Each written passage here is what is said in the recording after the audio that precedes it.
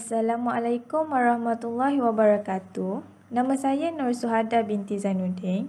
Nombor matrik saya 13 DKA 20F1038. Definisi pembedahan plastik dalam bahasa Arab adalah disebut sebagai jirahah at-tajmil isi, iaitu memperbaiki penampilan satu anggota badan yang kelihatan atau untuk memperbaiki fungsinya ketika anggota tubuh badan itu berkurang, hilang ataupun rosak.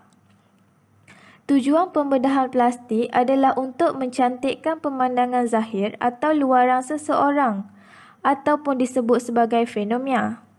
Selain itu, untuk menjadi lebih baik dan menarik juga boleh melalui pembedahan plastik. Seterusnya, ianya juga dilakukan untuk merawat keaiban atau kecacatan semula jadi yang menyebabkan timbulnya rasa sakit pada tubuh badan pesakit ataupun jiwanya. Contohnya adalah untuk memperbaiki kecacatan semula jadi atau kemalangan yang memberikan kesan pada tubuh manusia yang menyebabkan hilangnya nilai atau kepentingan pada watak peribadi dan dalam masyarakat. Akhir sekali, pembedahan plastik akan menjadi haram jika dilakukan untuk memenuhi keperluan fitrah manusia. Apakah yang dimaksudkan dengan pembedahan plastik? Pembedahan plastik berasal dari bahasa Yunani iaitu plastikos yang bermaksud membentuk atau memberi bentuk. Benarkah ia adalah suatu perbuatan yang haram di sisi syarak? Pembedahan plastik ini telah melalui satu peringkat perkembangan yang amat menakjubkan. Perkembangan di dalam bidang perubatan ini juga membawa kepada keinginan manusia itu sendiri untuk melakukan pembedahan plastik yang lain seperti mengecilkan lubang hidung, dagu, mencantikkan telinga, membesarkan atau mengecilkan bibir dan lain-lain lagi. Apa itu kaedah fiqh? Dari segi bahasa, kaedah fiqh adalah koleksi kaedah utama yang bersifat umum bagi menyelesaikan isu-isu tertentu. Dari segi istilah pula, kaedah fiqh adalah kaedah-kaedah hukum yang bersifat umum yang diambil dari dalil-dalil Al-Quran dan Al-Sunnah. Nama saya Nurul Fazlin Aina binti Muhammad Fadli. Nombor matrik saya 13 DKI 20F1028. Hukum prosedur pembedahan plastik bergantung kepada niat dan tujuan ia dilakukan. Yang pertama, diwajibkan prosedur untuk menutup luka, memperbaiki bekas luka parah atau menampai kulit kesan terbakar pada wajah dan bahagian anggota yang boleh dilihat. Yang kedua, diharuskan bertujuan menyempurnakan atau mengembalikan fungsi tubuh sebagai yang sepatutnya dan membaik pulih kecacatan anggota tubuh.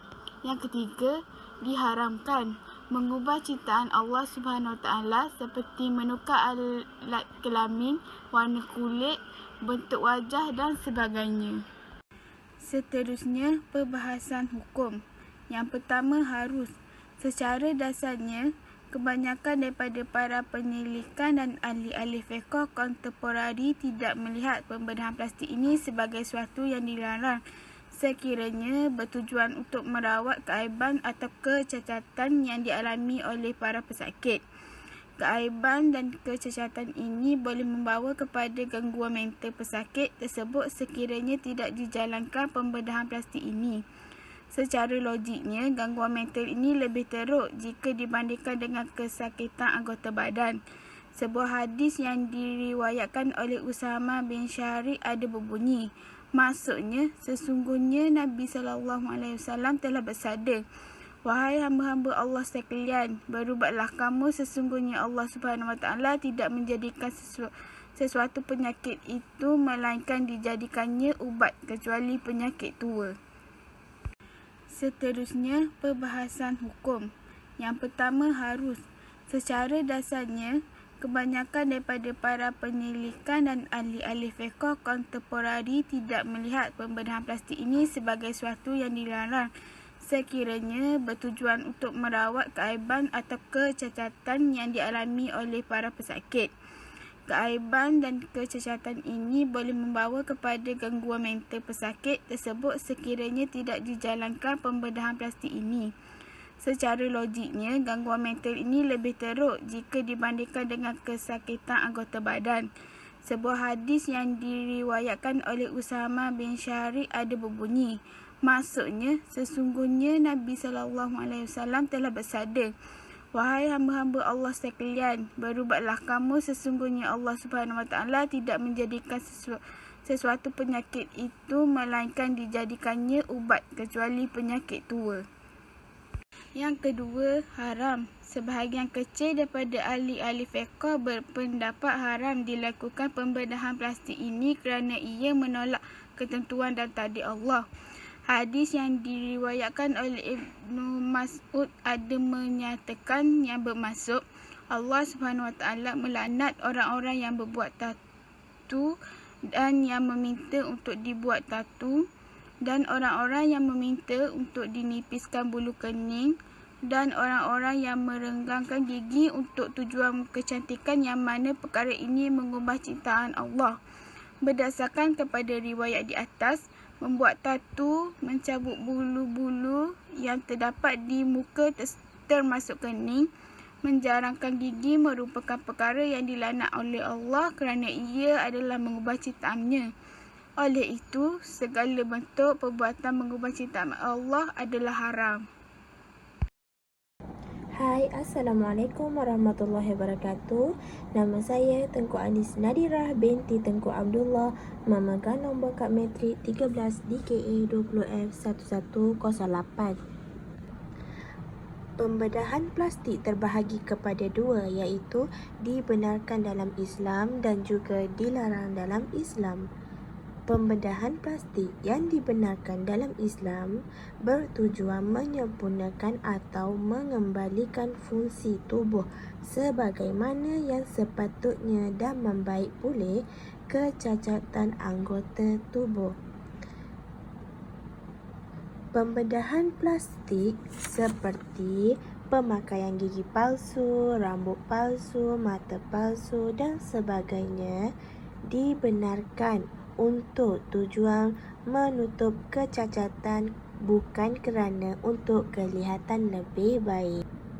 Manakala pembedahan plastik dilarang dalam Islam pula ialah mengubah ciptaan Allah Subhanahu Wa Taala seperti menukar alat kelamin, warna kulit, bentuk wajah dan sebagainya.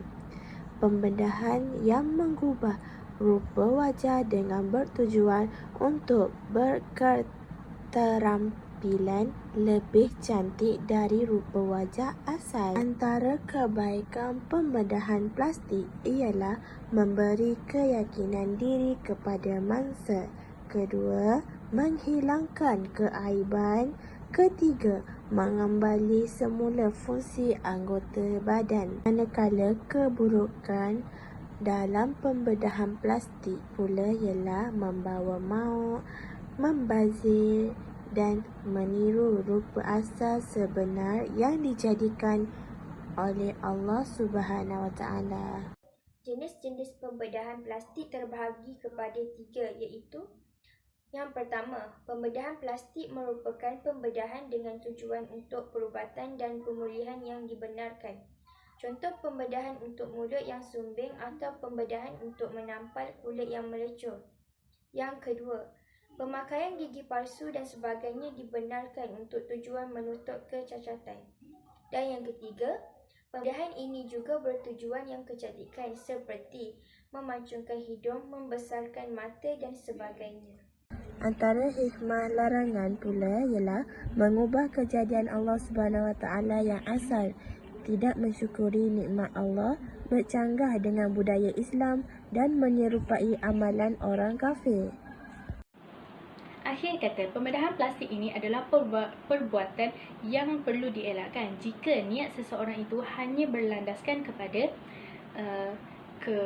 kecantikan luaran dan kehendak nafsu saja. Hal ini kerana mengubah ciptaan Allah Subhanahu Wa Taala adalah haram sama sekali, melainkan untuk tujuan kesihatan. Tambahan pula, terdapat pelbagai risiko yang perlu ditanggung oleh seseorang itu jika melakukannya. Antara risikonya adalah kerosakan saraf, kehilangan banyak darah, kehilangan seroma dan juga hematoma.